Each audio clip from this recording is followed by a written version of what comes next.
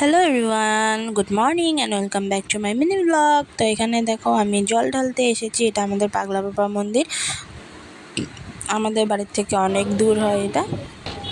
তো অনেকে রাত্রে এসে এখানে জল ঢালে। তো আমার সাথে ছিল না, যার জন্য আমি একটা সোমবারও আসি নাই।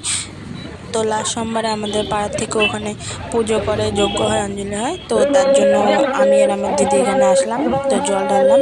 আর আমরা গিয়েছি 11:30-12টার দিকে হবে। তো তখন ভিড় থাকে না, রাত্রে সকালে অনেক ভিড় হয়। তো দেরি করে গিয়েছি, ভিড় ছিল না, দু একজন জল ঢালছিল।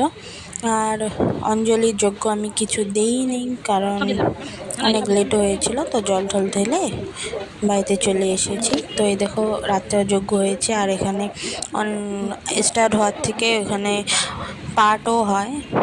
তো বৃন্দাবন থেকে আসছিল বা গুরুজি, আমি বলতে পারি না। আর দেখো এখানে কি সুন্দর সাজিয়েছে। তো আমার জল ঢালা কমপ্লিট হলো। আর এখানে পুজো হচ্ছে, আমার কাকু ওরা পুজো করছে।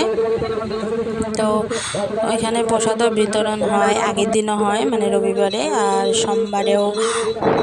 সোমবারেও জল ঢেলে সবাই প্রসাদ খায়।